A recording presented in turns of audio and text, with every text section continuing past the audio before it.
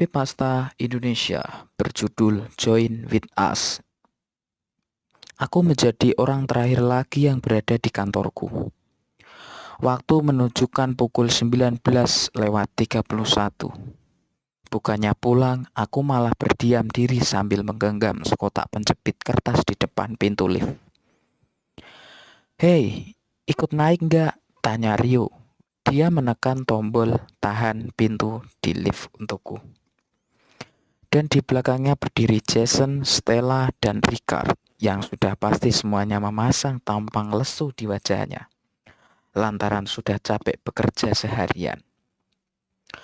Waktu pertama kali aku hendak berkata iya, namun aku mengingat bahwa aku harus melakukan program dietku untuk menurunkan berat badan. Jadi aku merubah pikiranku dan berkata, "Makasih, tapi aku akan turun lewat tangga saja." Dan kali ini aku tak berkata apa-apa. "Terserah deh," ucap Rio pada akhirnya. Seolah-olah aku telah mengatakan sesuatu. Dan akhirnya dia melepaskan tombolnya dan pintu lift pun kemudian menutup. Kulempar sekotak penjepit kertas yang kugenggam sedari tadi ke dalam lift sebelum pintu lift itu benar-benar tertutup. Seketika benda itu terlembar ke sudut ruangan. Tutupnya terbuka dan penjepit kertas di dalamnya terlempar keluar berserakan.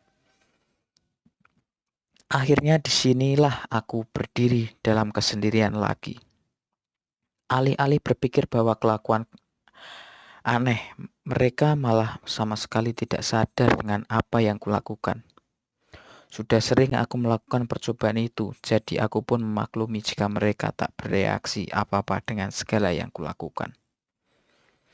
Bahkan aku sudah tak heran lagi melihat kotak penjepit kertas yang kulemparkan tadi muncul kembali di meja kerjaku. Tampak seperti tidak pernah kusentuh sama sekali. Percobaanku yang lain pun tidak menghasilkan hal yang berbeda. Kutahan pintu lift, aku bahkan berteriak dan memohon. Aku juga sampai menarik kasar lengan Rio, tapi hasilnya tetaplah sama. Tak seorang pun dari mereka yang merespon, lalu semuanya akan kembali terulang. Dan aku akan selalu berakhir sendirian di sini. Setidaknya hingga lift itu tiba dan Rio kembali mengajakku ikut seperti sebelumnya.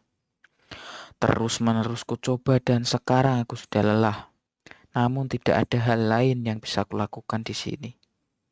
Radio, telepon, semua alat komunikasi dan bahkan alarm kebakaran tidak berfungsi, begitu juga dengan komputer. Semuanya mati. Meskipun aku lewat tangga seakan tak peduli, ku ingin naik atau turun. Setiap pintunya akan membawamu kembali ke ruangan ini. Ke lantai 40 dan tentu saja aku juga bisa bergabung dengan teman-temanku untuk ikut menaiki lift. Di laci meja Stella aku menemukan sebuah novel romantis yang sangat menarik untuk dibaca. Tapi aku sudah tahu akhir dari cerita itu, karena aku pun sudah membacanya puluhan kali sampai aku lupa beberapa tepatnya. Aku tiba-tiba teringat ketika aku masih kecil. Aku mempunyai rasa yang ingin tahu sangat besar. Dan hal itu membawaku kepada rasa keingintahuan tentang kecelakaan yang bisa terjadi dalam lift. Yang kupikir cukup aneh untuk seorang anak kecil. Setelah mencari informasi dari sana-sini, aku mendapatkan hasil bahwa sebenarnya kecelakaan yang diakibatkan elevator ini sangatlah langka. Dan mungkin bisa dibilang elevator adalah alat transportasi teraman di dunia. Itu dikarenakan lift tidak akan bisa tiba-tiba rusak atau jatuh tanpa ada sebab yang jelas. Dan menurut logika semua kecelakaan yang disebabkan oleh elevator bisa dicegah sebelum terjadi. Bahkan lebih dari 1000 kali lipat kematian yang diakibatkan jatuh dari tangga dibandingkan elevator. Namun meskipun aku mengetahui semua itu, aku juga mengetahui bahwa setiap kali lift di kantorku turun, di mana kemudian kuletakkan telingaku dalam-dalam pada pintunya, di sanalah aku mendengar jeritan yang samar-samar namun jelas daripada rekan kerjaku yang bergema sepanjang lorong jalur lift. Dan itulah mengapa waktu di sini selalu menunjukkan pukul 19:31. Karena memang seharusnya aku ikut mati bersama dengan mereka. Ah, itu dia liftnya sudah tiba lagi.